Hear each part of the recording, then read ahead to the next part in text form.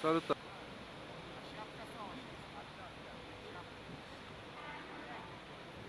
Salutare! Vreau să te informez că am ajuns.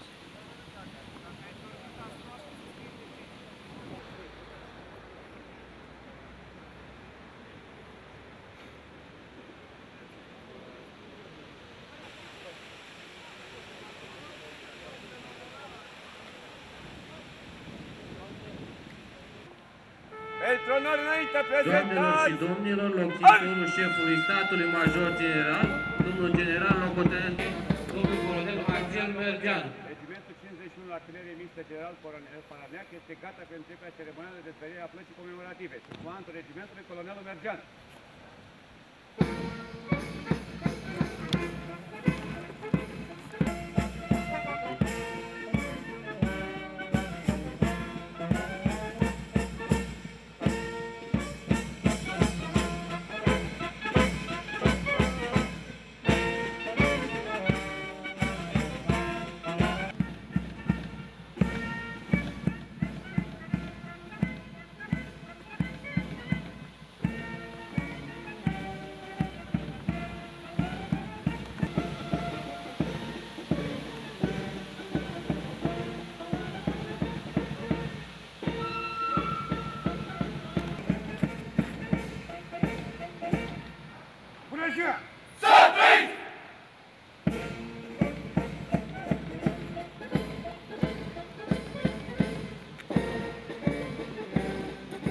Doamnelor și domnilor, se intonează imnul național al României.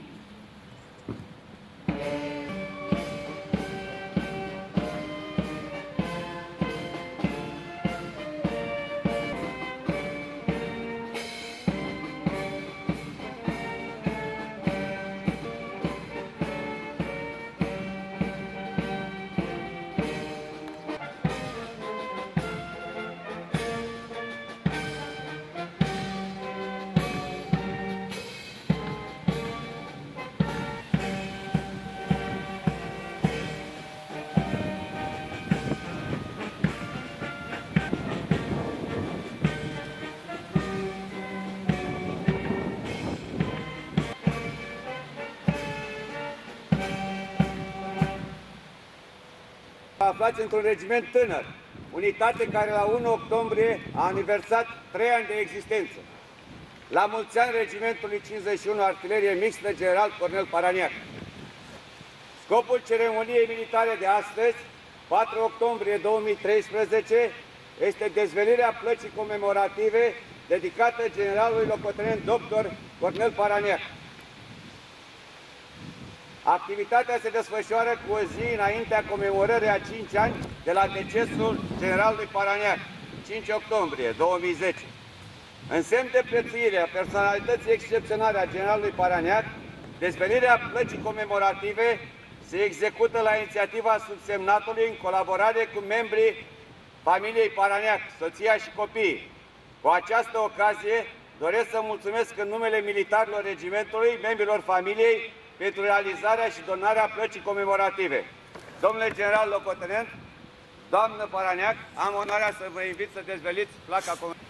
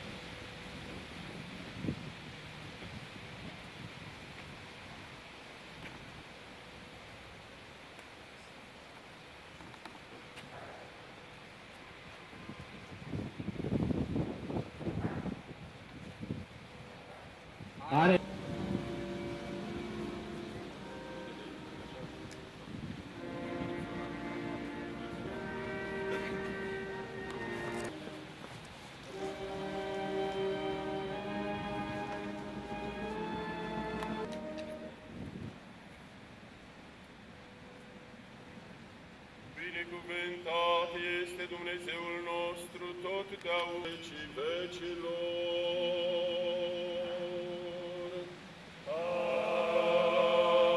Amin.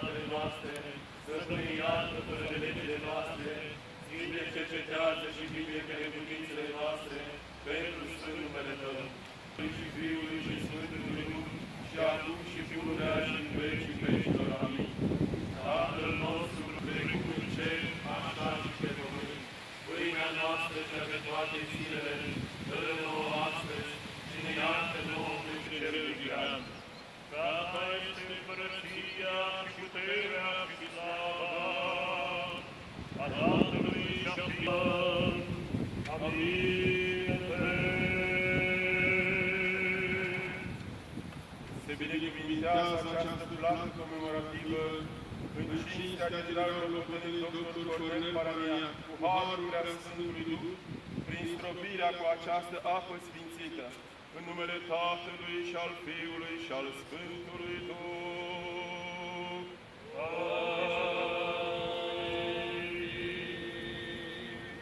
Se sfințește această plată comemorativă în memoria generalului locotenent dr. Cornel Parania, cu harul Preasfântului Duh, prin stropirea cu această apă sfințită, în numele Tatălui și al Fiului și al Sfântului Duh.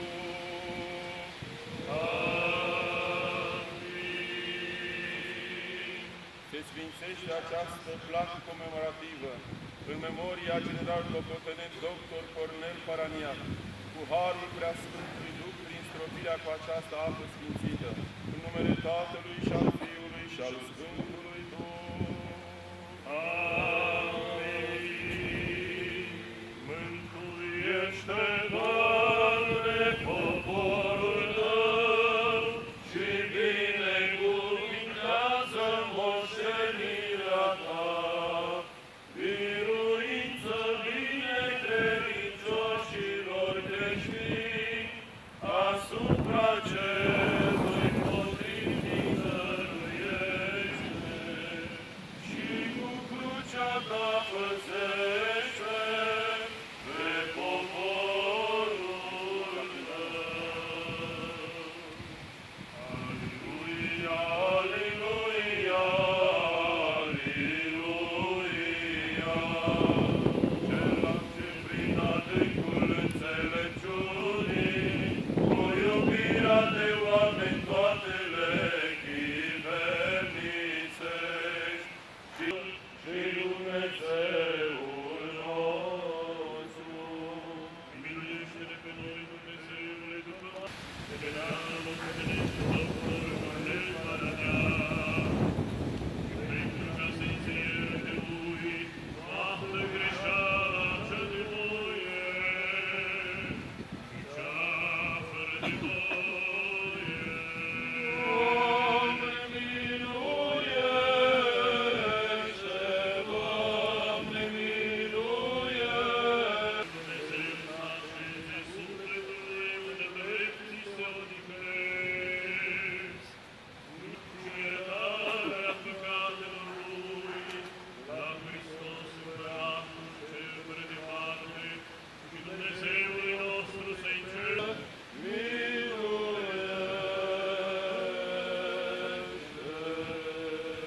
Dumnezeul Duhurilor și al numitului robului Tău, general locotenent dr. Cornel Parania, în loc să-l ierte, că nu este om care să se iubească să se leveșească, numai tu singură și fără de păcat. Dreptatea Ta este dreptate în viață și viață și digna numitului robului Tău, Hristos, Dumnezeul nostru, fie slavă în Său, împreună cu cei fără de început al Tău, Părinte, și al Sfântului și Bunului de viață Zăcătorului Tău, Duh, acum și pururea.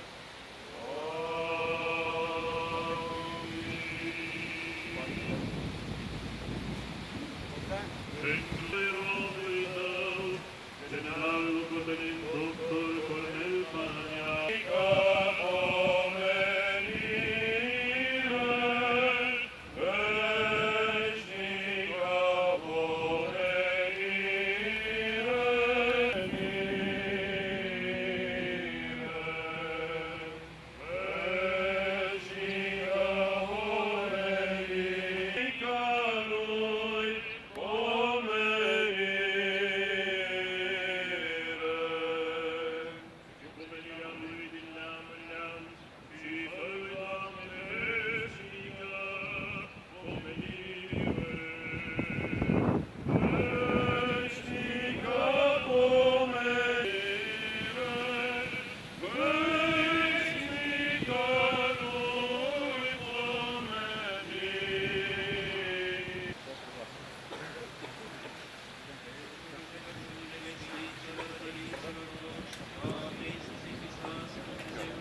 Permiteți a reaminti câteva date biografice ale generalului locotenent dr. Cornel Paraniac. Generalul locotenent dr. Cornel Paraniac s-a născut la data de 22 iunie 1950 în orașul Comarnic. După absolvirea în anul 1969 a Liceului Militar Dimitrie Cantemir din Breaza, ca șef de promoție, a urmat cursurile Școlii Militare de Ofițeri Activi de Artilerie din Sibiu, fiind avansat la gradul de locotenent la 23 august 1972. La repartiție a ales garnizoana Ploiești, la Centrul de Pregătire al Cadrelor de Artilerie. După absolvirea Academiei Militare în 1979, și-a desfășurat activitatea în garnizoana Brăila, unde a activat 9 ani, inițial în calitate de comandant de divizion, șef de stat major de regiment și apoi comandant al regimentului 65 Artilerie Antitank. A urcat rapid în ierarhia militară, fiind numit succesiv comandant al Brigăzii 8 Artilerie Mixtă în ianuarie 1990 până în ianuarie 1991, șef al artileriei trupelor de uscat și locțitor al șefului statului major al trupelor de uscat. La data de 1 mai 1997, generalul Cornel Paraniac a fost numit în funcția de comandant al Armatei 1 din București, apoi de la 1 august 2000, după ce comandamentul Armatei 1 s-a transformat în comandamentul Corpului 1 Armată Teritorial, a rămas la conducerea acestuia. În anul 1997 a obținut titlul de doctor în științe militare la Academia de Înalte Studii Militare. În perioada 15 ianuarie 2001, 1 decembrie 2004, a îndeplinit funcția de comandant al Comandamentului 2 Operațional Întrunit, Mareșal Alexandru Averescu, din garnizoana Buzău. La data de 1 decembrie 2004, a fost numit în fruntea reprezentanței României la NATO și Uniunea Europeană la Bruxelles, în Belgia, îndeplinind această misiune până la 12 decembrie 2007, când a fost rechemat în țară. A fost trecut în rezervă la data de 29 iunie 2008. În decursul celor 41 de ani de carieră militară, a ocupat numeroase funcții de conducere. A fost înaintat la gradele de general de brigadă în 1994, general major în 1998, general locotenent în 2004. Duminică, 5 octombrie 2008, în urma vizitei la Casa Părintească din Comarnic, de care s-a simțit legat o viață întreagă, a suferit un infarct. A încetat din viață în seara acelea zile, în jurul orei 22. A trecut prea repede la cele veșnice, în apropierea locurilor natale. Din nefericire, generalul locotenent dr. Cornel Paraniac, ofițer emblematic pentru artileria română, își doarme somnul de veci în cimitirul militar Ghencea. Dumnezeu să-l odihnească. Exprimarea sa profesională a fost una de înaltă ținută. Comandant înnăscut, plin de inițiativă, s-a impus deopotrivă față de șef și subordonați, printr-un profesionalism, ambiție, exigență sporită, inclusiv față de sine. Alesele calități profesionale, dar și morale, l-au făcut extrem de apreciat și respectat de subordonați. La absolvirea Școlii Militare de Ofițeri Activi de Artilerie am optat să fiu încadrat pe o funcție la regimentul comandat de Paraniac. Nu cunoșteam indicativul unității, dar știam că trebuie să fiu repartizat într-o unitate fanion a Comandamentului Artilerie. Calitățile profesionale, exigența și rezultatele obținute la comanda regimentului l-au recomandat pentru o opțiune înțeleaptă pentru toți ofițerii de artilerie și rachete. Personal am avut ocazia să lucrez la începutul carierei de ofițer sub comanda majorului Paraniac pe atunci. În 1985 ocupa funcția de comandant al regimentului 65 Artilerie Antitank în garnizoana Brăila, iar eu comandant de pluton antitank. Debutul în cariera de ofițer l-am făcut alături de colegii de promoție în biroul comandantului Paraniac. Am rămas surprins când am văzut în fața ochilor un om făcut pentru a fi ofițer. Ținuta comandantului era impecabilă, cuvintele erau pline de hotărâre, de exigență, iar pe față se observa setea de performanță. Ni s-au prezentat realizările regimentului, dar imediat au urmat obiectivele. Pentru a ne ridica la nivelul standardelor regimentului, Fiecare aveam ordin să comandăm sub unități de frunte. Chiar dacă după prima întâlnire agenda era plină de sarcini, viața a demonstrat că în unitate se lucra în condiții bune. Tinerile cadre erau sprijinite, iar obiectivele primite nu erau de neatins. Majorul Paraneac urmărea în permanență evoluția ofițerilor tineri și era alături de ei și în afara programului la activități recreative.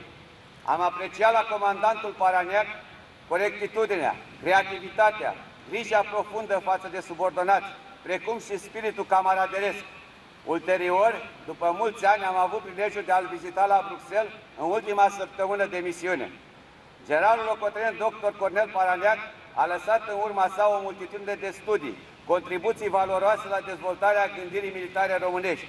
A avut o contribuție esențială la transformarea armatei, la armonizarea sa cu cerințele integrării în NATO și Uniunea Europeană. În semn de înaltă prețuire a personalității excepționale, Regimentul de Artilerie în care vă aflați îi poartă numele Regimentul 51 Artilerie Mixtă, General Cornel Paraneac. Vă mulțumesc!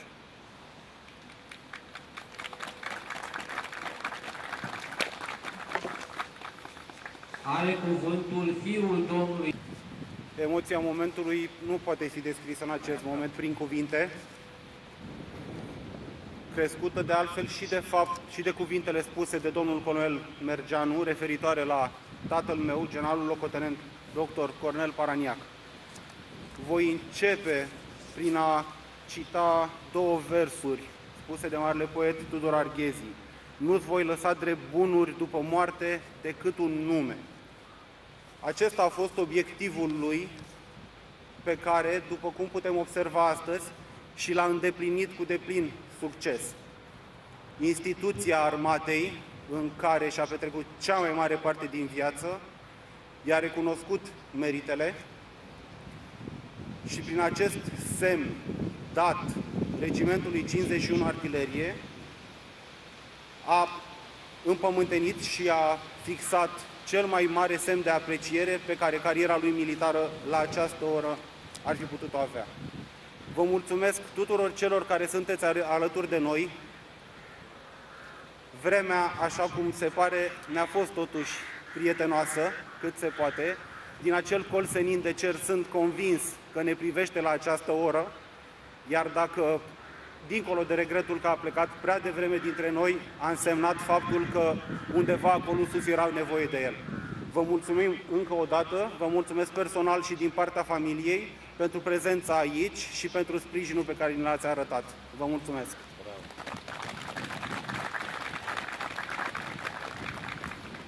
Are cuvântul președintele Consiliului Județean Ialomița, domnul Silvian Ciupercă.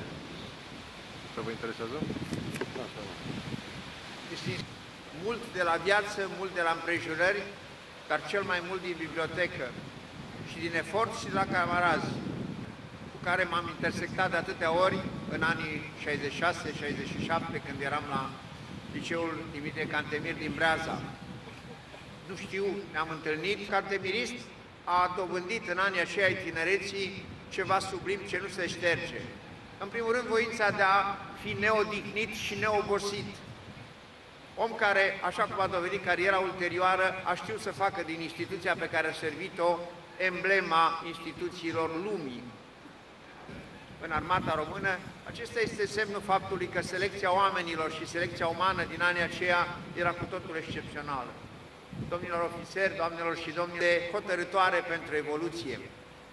În regimentul din Slobozia, domnule colonel Mergeanu, ceea ce văd acum ca expresie a ordinii și voința de a fi cu tine, în primul rând, exigent, la modul absolut, cu ceilalți, coerent și sigur că uniformă, când nu o porți, dar când ai statura unui om, așa cum a avut-o Cornel Paraneac, un om care era un model pentru alții.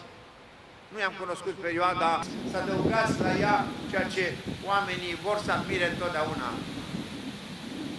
Distinct, viziunea cu privire la aceste transformări se petrec în lume și voința de a lăsa un nume, așa cum s-a spus aici, este, vreau să vă asigur pe toți că în Slobozia și în județul Ialomița, asemenea oameni, care familia și armata care este capabilă să organizeze asemenea ceremonii de evocare, merită de a păstra performanța, excelența ca model în ochii tuturor. Vă mulțumesc pentru atenție și cred că regimentul Paraneac, domnului colonel, va dobândi o apreciere tot mai înaltă de unități.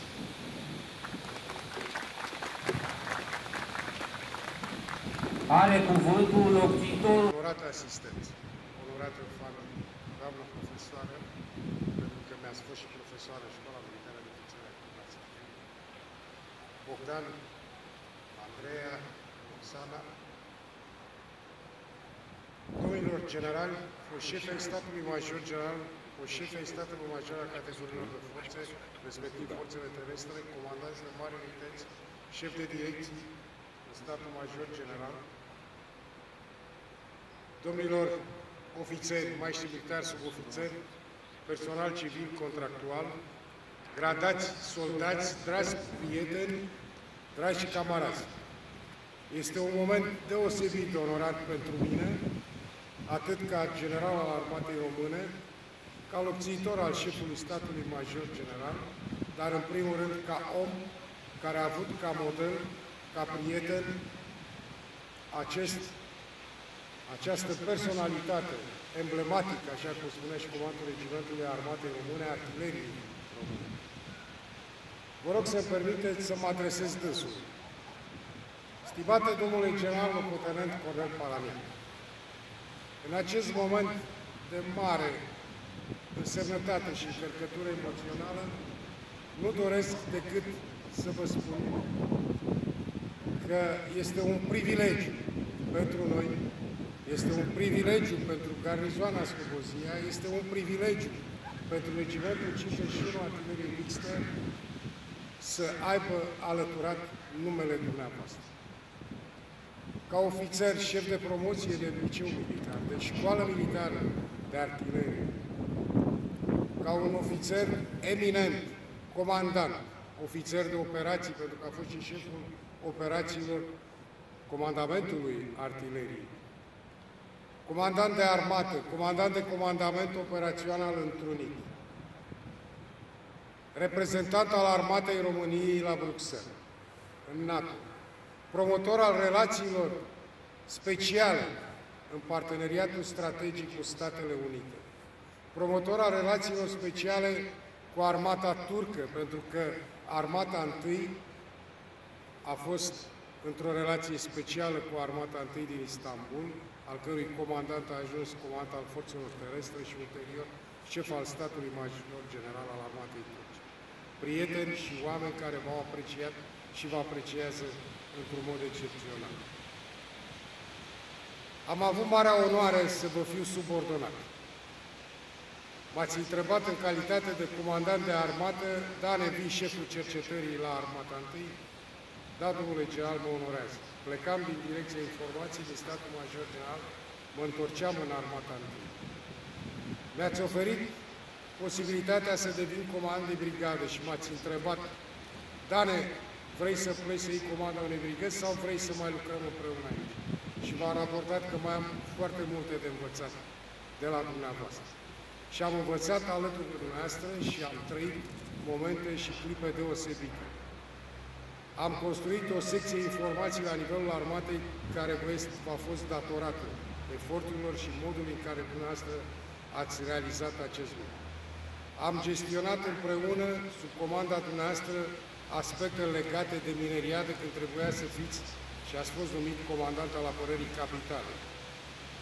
Am gestionat împreună aspecte legate de problemele privind efectele produse în timpul războiului NATO împotriva Iugoslaviei la frontiera de sud a României, în spațiul de responsabilitate pe care îl aveați asumat. V-am admirat în poziția de comandant al Comandului Operațional întrunit. De ziua dumneavoastră, în anul 2000, în comandamentul Armatei întâi, am fost numit șef al operațiilor la forțele terestre de către domnul general Mihail Popescu, tot datorită dumneavoastră. Alături de domnul general Bădălan și alte personalități prezente aici, mi-ați marcat cariera. Ați marcat cariera tuturor celor cu care dumneavoastră ați lucrat ca model de exigență, de autoexigență, de prestanță, de demnitate și de onoare. Și ne-ați spus un lucru nemaipomenit. Dragii mei, unitățile care au comandanți, care se zbat pentru statutul lor, pentru statutul subordonaților lor, vor supraviețui oricărui proces de transformare. Suntem mândri astăzi aici, domnule general, că avem această ocazie, că desfășurăm această ceremonie, că vă vedem acest monument în curtea acestui regiment care vă poartă numele cu mândrie. Și doresc, în afară de mulțumirea aduse regimentului și familiei pentru acest moment, să doresc regimentului forță și putere de a demonstra că duceți cu cinste și onoare tradiția artileriei române și numele acestui mare general al armatei române și al artileriei române. Dumnezeu să vă odihnească, domnule general, și nimeni nu vă va șterge memoria din inimile noastre. Vă mulțumim încă o dată pentru tot ce ați făcut pentru noi.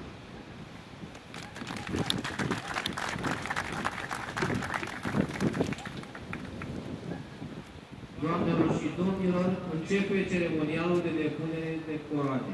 Regiment drept, pentru onor.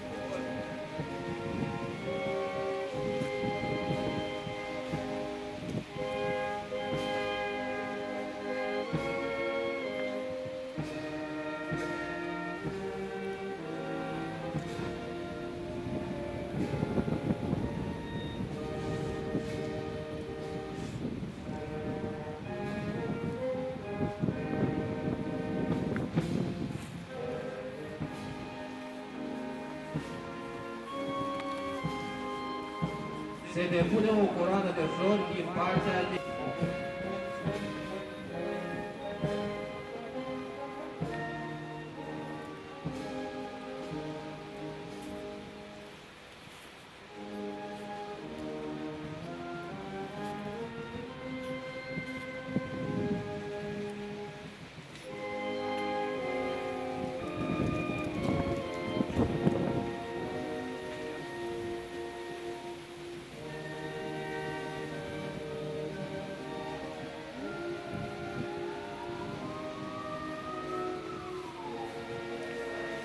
Getica.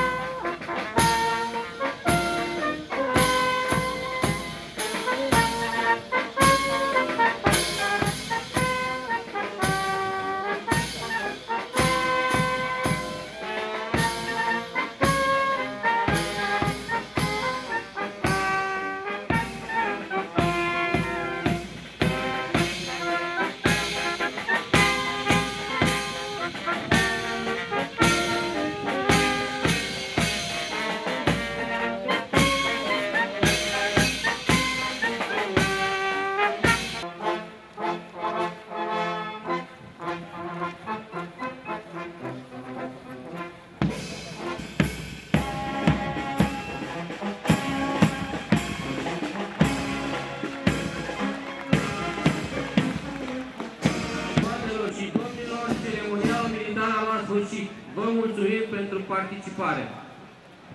Vă rugăm copiii la popote.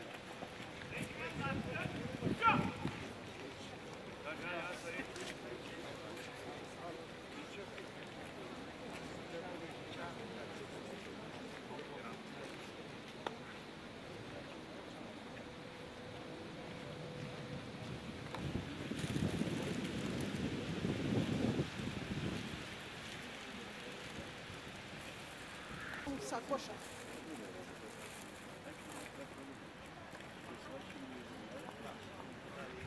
Un calculator. Avem un laptop, o rezolvăm.